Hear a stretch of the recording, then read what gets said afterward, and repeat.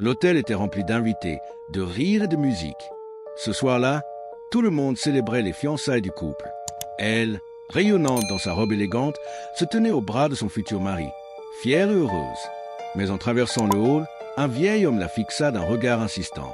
Soudain, il s'approcha trop près, la bouscula légèrement, et dans la confusion, elle crut qu'il avait posé la main sur elle. Sans réfléchir, sous les yeux de dizaines de personnes, elle lui donna une gifle violente. Le silence tomba dans tout l'hôtel. Les conversations s'arrêtèrent. Le vieil homme resta figé, choqué, la joue rouge, tremblant. Son futur mari accourut, furieux et inquiet à la fois, demandant ce qui s'était passé. En larmes, elle cria que cet homme l'avait touchée et qu'elle s'était défendue. Les invités murmuraient, certains prenaient déjà parti, d'autres filmaient la scène. L'humiliation était totale. À ce moment-là, la mère de son fiancé se précipita en criant le prénom du vieil homme. « Papa ?» La vérité frappa comme un coup de tonnerre. L'homme qu'elle venait de gifler n'était autre que le père de son futur mari. Elle sentit ses jambes se dérober. Elle venait d'humilier publiquement son futur beau-père, devant toute la famille, devant son fiancé, devant des inconnus. Elle balbutia des excuses, mais personne ne parlait. Son futur mari la regardait, partagé entre la honte, la colère et l'incompréhension. Le vieil homme, blessé dans sa dignité plus que dans sa joue, s'éloigna sans dire un mot. La fête fut immédiatement arrêtée. Dans la chambre d'hôtel, elle plairait, répétant qu'elle n'avait jamais voulu frapper le père de l'homme qu'elle aimait, qu'elle avait juste paniqué. Mais le doute s'était installé. Son futur mari se demandait si elle avait vraiment été agressée ou si elle avait agi par impulsivité, sans chercher à comprendre. Plus tard dans la nuit, le vieil homme demanda à la voir. La voix tremblante, il expliqua qu'il s'était approché pour lui dire qu'elle avait laissé tomber son téléphone, mais qu'avant qu'il n'ait pu parler, la gifle était déjà partie. Il ne lui en voulait pas seulement pour la douleur, mais pour l'humiliation devant tout le monde, comme s'il était un homme mauvais. Brisée de honte, elle s'agenouilla devant lui, demandant pardon, avant que la peur l'avait aveuglée, que dans sa vie elle avait déjà vécu des choses qui l'avaient rendue méfiante. Le vieil homme resta silencieux un long moment, puis déclara que le respect est fragile, mais que le pardon peut être plus fort que l'orgueil. Le lendemain, devant toute la famille réunie, il annonça qu'il lui pardonnait, mais qu'il voulait surtout que son fils épouse une femme capable d'assumer ses erreurs. Elle promit de ne plus jamais laisser la peur décider à sa place. Le futur mari, encore bouleversé, comprit que ce soir-là avait révélé une vérité dure, mais aussi une chance de grandir ensemble. Le mariage fut repoussé, mais pas annulé, car parfois, avant de construire une famille, il faut d'abord apprendre à se comprendre, à se pardonner et à faire face aux conséquences de ses actes, même quand ils viennent d'un simple instant de panique. Après cet incident, l'ambiance entre eux ne fut plus jamais la même. Même si le pardon avait été prononcé, quelque chose s'était brisé. Le futur mari devenait plus silencieux, plus distant, comme s'il cherchait à comprendre si la femme qu'il aimait était vraiment celle qu'il croyait connaître. Elle, de son côté, vivait avec une peur constante, celle d'avoir détruit sa propre histoire d'amour par un seul geste. Les semaines passaient, et elle essayait de se rapprocher de son futur beau-père, l'aidant, lui parlant avec respect, cherchant à réparer ce qui pouvait l'être. Mais chaque sourire qu'il lui offrait semblait cacher une tristesse profonde. Elle comprenait alors que certaines blessures ne se voient pas, mais restent gravées dans le cœur, surtout quand elles sont infligées devant tout le monde. Un soir, elle surprit une conversation entre son fiancé et son père. Le vieil homme disait qu'il avait pardonné, oui, mais qu'il craignait qu'un jour, dans un moment de colère ou de peur, elle puisse encore agir sans réfléchir. Ces mots lui transpercèrent l'âme. Elle réalisa que le vrai problème n'était pas la gifle, mais la confiance. Déterminée à ne pas perdre l'homme qu'elle aimait, elle prit une décision difficile. Elle proposa d'annuler définitivement le mariage, disant qu'il méritait une femme qui apporte la paix, pas le doute. Son fiancé fut bouleversé. Il comprit alors à quel point elle se sentait coupable et brisée de l'intérieur. C'est à ce moment-là que le père intervint de nouveau. Il déclara que si elle était capable de renoncer à son propre bonheur pour protéger son fils, alors elle n'était pas une mauvaise femme. Il avoua aussi que cette nuit-là, sa fierté avait été plus blessée que son visage, et que lui aussi devait apprendre à guérir. Il demanda alors à son fils une chose simple mais puissante, ne pas laisser une erreur définir toute une vie. Le futur mari prit la main de sa fiancée, les larmes aux yeux, et lui dit qu'il ne voulait pas d'une femme parfaite, mais d'une femme vraie, capable de reconnaître ses fautes et de changer. Le mariage eut finalement lieu, plus simple, plus discret, mais chargé d'émotions. Et quand elle entra dans la salle, son beau-père se leva malgré sa fatigue, s'approcha d'elle et posa doucement sa main sur sa tête comme une bénédiction. Ce geste effaça des mois de douleur. Depuis ce jour, elle n'oublia jamais cette scène dans l'hôtel.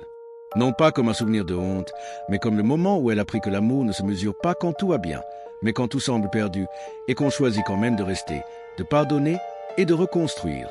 Mais la vie n'avait pas encore fini de les tester. Quelques mois après le mariage, le père tomba gravement malade. Les médecins parlaient d'une opération risquée et la famille vivait dans l'angoisse. C'est elle qui resta jour et nuit à l'hôpital, tenant la main de cet homme qu'elle avait autrefois humilié sans le savoir, priant pour qu'il survive, prête à tout pour le sauver. Un soir, alors que la pluie frappait contre les vitres de la chambre d'hôpital, le vieil homme lui demanda de s'approcher. La voix faible, il lui confia qu'il n'avait jamais raconté toute la vérité. Après la gifle, il avait longtemps hésité à pardonner, mais ce n'était pas seulement par bonté. C'était parce qu'il avait vu dans ses yeux une peur sincère, la peur d'une femme qui avait déjà trop souffert dans sa vie. Il lui dit aussi qu'en restant à son chevet, en prenant soin de lui comme d'un vrai père, elle avait réparé bien plus qu'une humiliation publique. Elle avait reconstruit un lien, lentement, patiemment, avec des actes, pas avec des mots. En pleurant, elle lui répondit que cette gifle resterait toujours sa plus grande honte, mais aussi la raison pour laquelle elle avait appris ce qu'est le vrai respect. L'opération eut lieu, longue, incertaine. Toute la famille attendait dans le couloir, les mains tremblantes. Quand le médecin annonça enfin que l'intervention avait réussi, elle s'effondra de soulagement dans les bras de son mari. Ce jour-là, ils comprirent tous que la famille n'est pas seulement du sang, mais des épreuves qu'on traverse ensemble. Après sa guérison, le père demanda à réunir tout le monde. Il déclara que s'il avait une fille, il aurait voulu qu'elle soit comme elle, imparfaite, oui, mais capable d'aimer profondément et de se battre pour ce qu'elle aime. Ces mots effacèrent la dernière trace de rancœur dans la famille. Et des années plus tard, quand leurs propres enfants demandaient comment leurs parents s'étaient rencontrés, le grand-père souriait doucement et disait « Leur amour a commencé par une erreur, mais il a grandi grâce au pardon. » Car parfois, ce sont les moments les plus honteux qui deviennent les fondations des plus belles histoires. Le temps passa et la famille retrouva peu à peu la paix. Mais elle n'oublia jamais cette scène dans l'hôtel. Chaque fois qu'elle croisait le regard de son beau-père, elle se rappelait à quel point un seul geste, une seule seconde de peur, peut bouleverser toute une vie. Alors elle choisit de transformer cette erreur en leçon, en devenant une femme plus patiente, plus calme, plus attentive aux intentions des autres. Un jour, lors d'un grand repas de famille, le beau-père se leva avec difficulté et leva son verre. Il dit devant tout le monde que si ce soir-là, dans l'hôtel, il avait perdu sa dignité, aujourd'hui il avait gagné une fille. Une fille qui n'avait pas fui sa faute, mais qu'il avait affrontée avec courage et amour. La salle resta silencieuse, puis éclata en larmes et en applaudissements. Son mari la regarda alors avec des yeux remplis de fierté. Il comprit que ce n'est pas l'absence d'erreur qui construit un couple, mais la façon dont on répare, dont on apprend, dont on grandit ensemble. Leur amour, autrefois fragile, était devenu plus fort que jamais. Et quand, des années plus tard, le vieil homme quitta ce monde, ce fut elle qu'il demanda à voir en dernier. Il lui serra la main et murmura « Ne te souviens plus de la gifle, souviens-toi de tout ce que tu as fait après. » Ces mots restèrent gravés dans son cœur pour toujours. Ainsi, cette histoire rappelle une vérité puissante. Parfois, nos pires moments ne définissent pas qui nous sommes. Ce sont nos choix après l'erreur qui montrent notre vraie valeur. Et là où certains voient une humiliation, la vie peut cacher une seconde chance, capable de transformer une faute en une famille unie par le pardon. Des années plus tard, elle se retrouva un jour dans ce même hôtel, mais cette fois avec sa propre fille à la main. Il y avait encore du bruit, des invités, des rires, exactement comme ce soir-là. Sa fille courait devant elle, heureuse, insouciante. Et soudain, elle s'arrêta, bousculée par un homme pressé. L'enfant leva la main, prête à se défendre. Mais elle attrapa doucement son bras. Elle s'agenouilla devant elle et lui dit, avant de frapper, « Regarde, parfois les gens ne veulent pas te faire du mal. » L'homme s'excusa aussitôt. Ce simple moment fit couler des larmes dans ses yeux, car elle comprit que son histoire n'avait pas été vaine. Elle avait appris, et maintenant, elle transmettait. Le soir, elle raconta tout à son mari. Ils restèrent longtemps silencieux, puis il lui sourit et dit, « Si cette gifle n'avait jamais existé, peut-être qu'on n'aurait jamais appris autant sur le pardon, la patience et l'amour. » Elle posa sa tête sur son épaule, reconnaissante d'avoir un homme qui ne l'avait jamais définie par sa pire erreur, mais par tout ce qu'elle était devenue après. Et c'est ainsi que cette gifle, qui avait failli détruire une famille, devint au final la leçon qui l'avait unie pour toujours.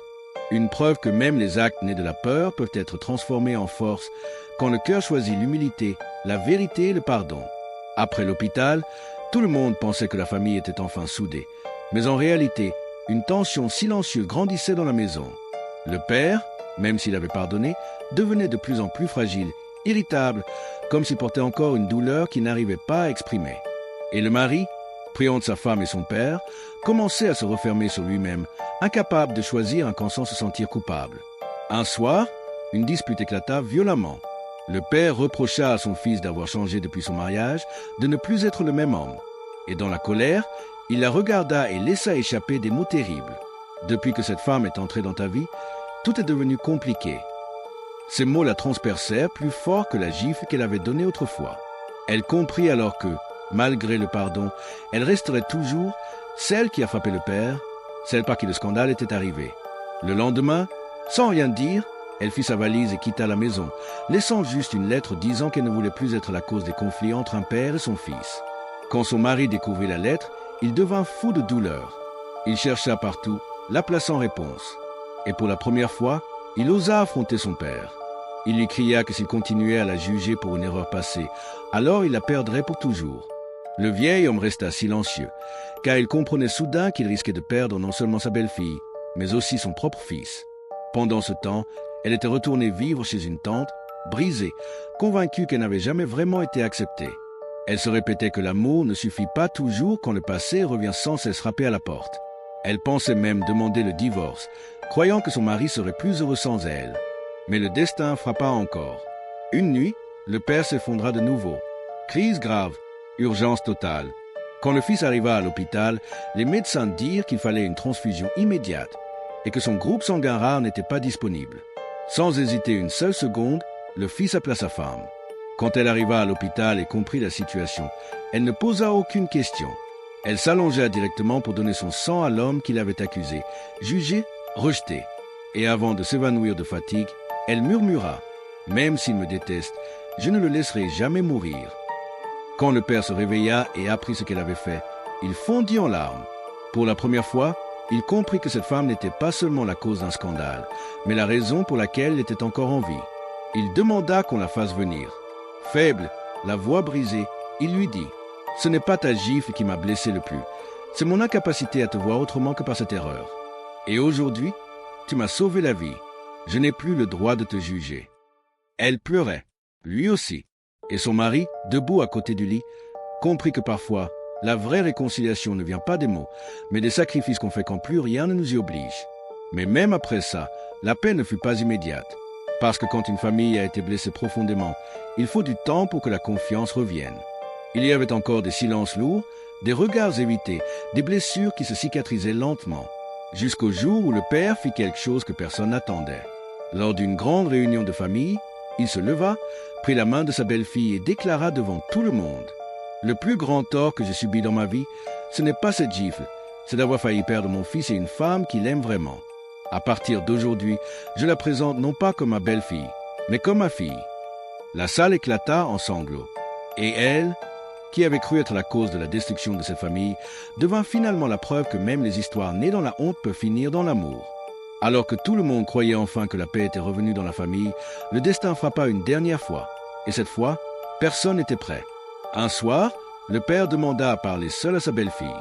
Il était assis, fatigué, le regard lourd, comme s'il portait un secret trop lourd pour rester dans sa poitrine.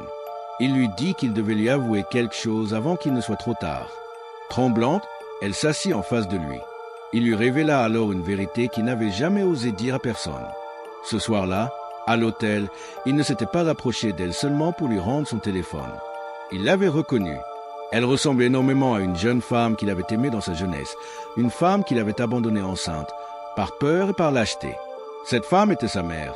En la voyant ce soir-là, tous ses regrets, toute sa honte, toute sa douleur étaient remontées d'un coup. Il voulait lui parler, lui dire qui il était vraiment, mais la gifle était tombée avant qu'il ne puisse prononcer un seul mot. Elle resta figée.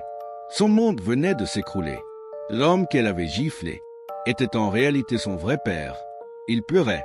Il lui expliqua qu'il avait découvert la vérité seulement après l'incident, en faisant des recherches, en voyant son nom, en reliant les dates. Mais il n'avait jamais osé parler, de peur de détruire son mariage, de peur de perdre son fils, de peur de tout briser encore une fois. Elle sortit de la pièce en tremblant, incapable de respirer. Comment vivre avec une vérité pareille? Comment regarder son mari en sachant qu'il était à la fois son époux et le fils de son père biologique? Cette nuit-là, elle ne dormit pas. Elle pensa à sa mère, à sa vie de souffrance, à son enfant sans père et à cette ironie cruelle du destin qui l'avait fait tomber amoureuse de l'homme qu'elle n'aurait jamais dû aimer. Le lendemain, elle voulut tout révéler à son mari. Mais elle arriva trop tard. Le père fit un malaise avant qu'elle ne puisse parler. Grave, définitif. Sur son lit de mort, il demanda à voir son fils et sa belle-fille ensemble. Les médecins dirent qu'il n'avait plus beaucoup de temps. Avec ses dernières forces, il prit leurs mains et dit « Quoi qu'il arrive, aimez-vous. Ne laissez pas mes erreurs détruire vos vies. » Puis il ferma les yeux. Elle n'eut jamais le courage de dire la vérité. Elle décida d'enterrer ce secret avec lui. Parce qu'à ce moment-là, elle comprit que certaines vérités ne libèrent pas, elles détruisent. Et que parfois, aimer quelqu'un, c'est accepter de porter une douleur en silence pour protéger ceux qu'on aime. Des années passèrent. Ils eurent des enfants, une famille, une vie normale en apparence. Mais parfois, quand elle regardait ses enfants jouer, elle pensait à cet homme, à cette gifle, à ce secret. Et elle se disait que le destin avait un sens cruel de l'humour, capable de transformer une simple erreur dans un hôtel bondé en une histoire d'amour bâtie sur le plus lourd des silences. Et elle comprit une chose terrible mais vraie. Index au vert pointant vers la droite blanc, certaines histoires commencent par un choc. Index au vert pointant vers la droite blanc grandissent dans le pardon. Index au vert pointant vers la droite blanc, mais survivent grâce au secret.